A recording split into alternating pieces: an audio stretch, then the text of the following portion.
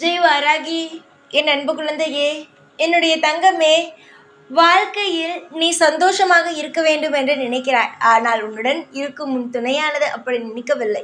ஒவ்வொரு நாளும் ஏதோ ஒரு கோபத்தை மட்டும் உன்னிடம் காட்டிக்கொண்டே இருக்கிறது. நீயும் இன்று மாறும் நாளை மாறும் என்ற ஒரு எண்ணத்தோடு ஒவ்வொரு நாளையும் கடந்து கொண்டுதான் இருக்கிறாய். நிச்சயமாக நாளைய நாள் மிக மிக ஒற்றுமை ஆகிவிடும். இன்னும் சீக்கிரத்தில் ஒற்றுமை வந்துவிடும் என்று ஒவ்வொரு நாளும் நீயும் உன்னுடைய வாழ்க்கையில் இருக்கும் கசப்பான விஷயங்களை எடுத்துவிட்டு நல்ல விஷயங்களாக ஆகிவிடலாம் என்று தான் நினைக்கிறாய். ஆனால் உன் துணையானது அப்படி அல்ல. வெளியில் இருக்கும் கோபத்தையும் உன்னிடம் வந்து காட்டுகிறது. உறவுக்காரர்கள் கொடுக்கும் தொந்தரவையும் உன்னிடமே வந்து காட்டுகிறது. ஏதோ ஒரு விதத்தில் நாம் சந்தோஷமாக இருக்கலாம் என்று நினைப்போடு நீ வாழ்ந்தால் ஏதோ ஒரு தொந்தரவானது உன்னுடைய வாழ்க்கைக்குள் இருந்து கொண்டுதான் இருக்கிறது.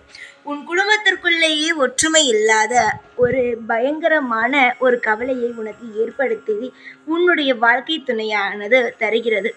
எல்லா கோபத்தையும் உன்னிடம் வந்து காட்டுகிறது. அன்பான பேச்சு கிடையாது. எப்பொழுதும் சண்டை, எப்பொழுதும் கோபம், இது மட்டும்தான் உன்னிடம் இருப்பது. பேசுவது கூட முன்பு போல இல்லை.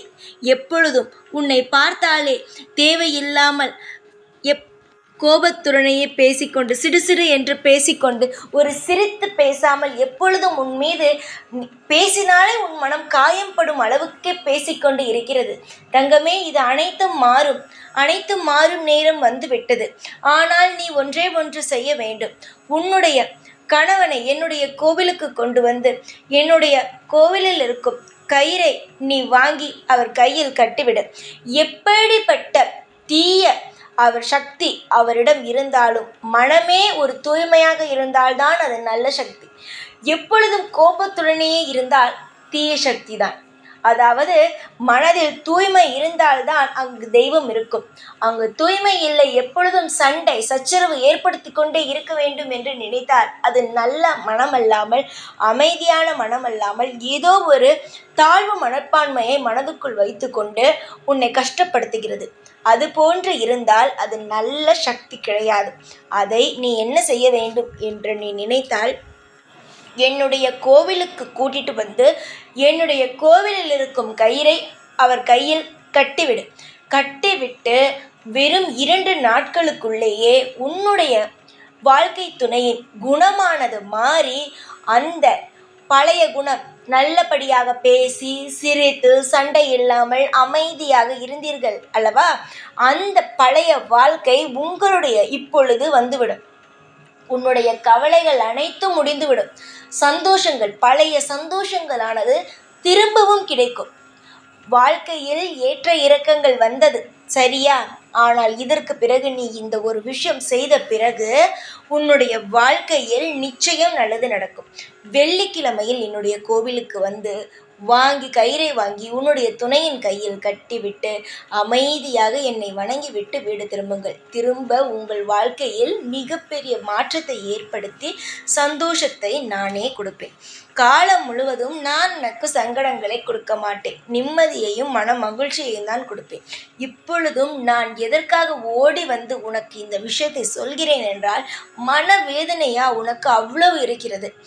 எல்லார் மத்தியிலும் உன்னால் தலை நிமிர்ந்து வாழ முடியவில்லை. யார் கேட்டாலும் உன் துணை இப்பொழுது பரவாயில்லையா, உன்னுடைய வாழ்க்கையில் எல்லாம் பிரச்சனை இல்லையா என்று ஒரு விஷயத்தையே கேட்டுக்கொண்டு இருக்கும் பொழுது என்ன இதையே கேட்டுக்கொண்டு இருக்கிறார்கள் என்று மன வருத்தமாகவே இருக்கிறது. பரவாயில்லை தங்கமே, இனிமேல் நீ வாழப்போகும் வாழ்க்கையை பார்த்து யாரும் உன்னிடம் எதுவும் கேட்க மாட்டார்கள். நான் சொன்னதை மட்டும் நீ செய், அது போதும் உன் வாழ்க்கையில் உன்னை நான் தூக்கிவிட. இந்த வாராகியானவள் ஒரு நபருக்கு ஒரு நல்ல விஷயம், சூட்சமமான விஷயத்தை சொல்கிறேன் என்றால் அவர்கள் வாழ்க்கையில் மிகப்பெரிய ஒரு நல்ல இடத்திற்கு செல்ல போகிறார்கள் என்று மட்டும்தான் அர்த்தம். அர்த்தத்தை நீ புரிந்து கொண்ட வாழ்க்கையில் நல்லதொரு வாழ்க்கையினை நீ பெற்றுக்கொள். நான் அவ்வளவு சுலபமாக யாருக்கும் எந்த ஒரு விஷயத்தையும் சொல்ல மாட்டேன். அப்படியே சொல்லிவிட்டேன், ஆனால் அது மிகப்பெரிய அற்புதமான ஒரு செயலாகத்தான் இருக்கும்.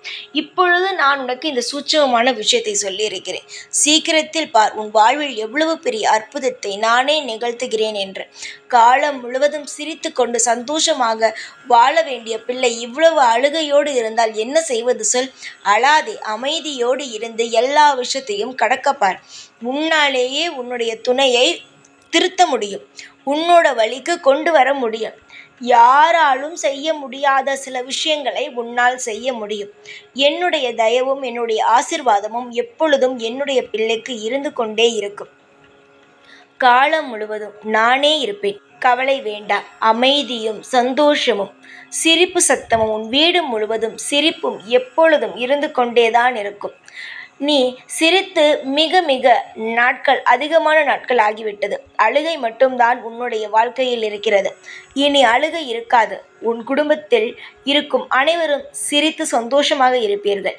உன்னுடைய வாழ்க்கையில் இருக்கும் துணையின் ஒரே ஒரு காரணம் மட்டும்தான். அந்த உன்னுடைய வாழ்க்கையில் இருக்கும் துணையானது உன்னுடைய மனதில் இருக்கும் பாரத்தை அதுவே குறைக்கும்.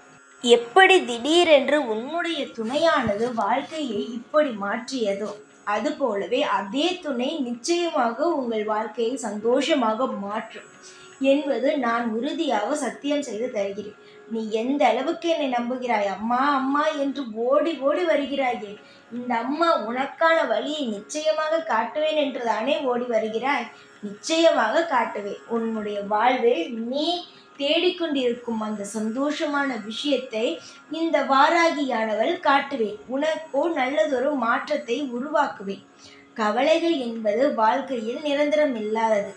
கவலை இல்லாமல் சந்தோஷமாக இரு. உன்னுடைய வாழ்வில் இருக்கும் ஏற்ற இறக்கங்கள் எல்லாவற்றையும் சரி செய்து வாழ்வில் நிம்மதியை மட்டுமே தருகிறேன்.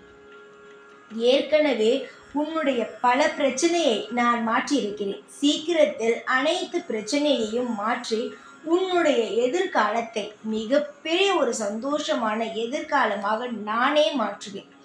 எல்லாம் நல்லதே நடக்கும். காலம் முழுவதும் இன்பம் மட்டுமே நிலைத்து உன் வாழ்வில் இருக்கும்.